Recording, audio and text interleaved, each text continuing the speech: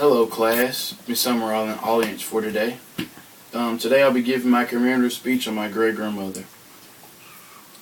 Everybody has those different trials and tribulations that they encounter, but you always have to think of the thing or the person that inspires you the most and let that help you push you on to the next day. My great-grandmother was a bold, intelligent, wise, God-fearing woman that would pop you in your face if you said a bad word, but would follow the pop with the "I love you" just to simply show that she still cared.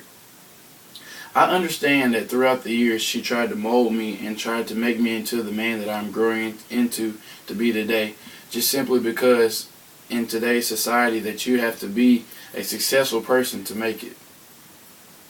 I learned from her that despite whatever you do, put your heart into it and always work hard to whatever you want to achieve.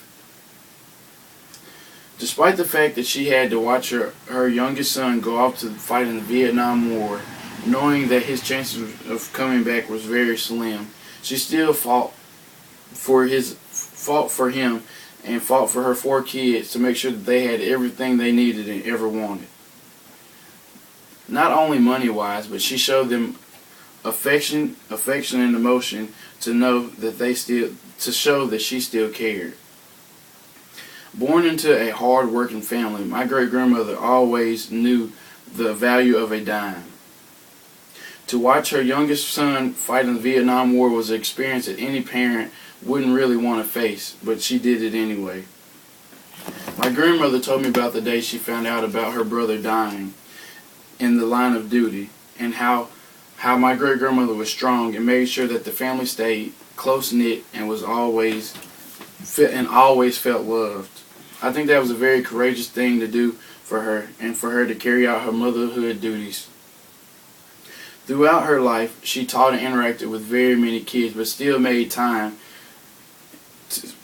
showed time to her grandkids and her own kids. I think the way my great-grandmother always handled things was very commendable and wouldn't be shunned by anyone who recognized real dedication. She seemed to always still have time to put together family gatherings and hold family events, even as she grew old and her body grew weary. She was awarded the Gold Star Mother Award and other awards by the City of Hattiesburg and other organizations, which was a very distinctive honor. Although the sickness started to attack her body, she still was very active with the posts that honored and memorized late soldiers from the Vietnam War and was very active when it came to supporting anything that they did. My great-grandmother only lived 92 years, but that was probably the most impactful years that the earth has ever seen. I know she gained tons of wisdom while on this earth simply because she taught me so much. As she got worse, her health had to be consciously watched and eventually was admitted to the nursing home.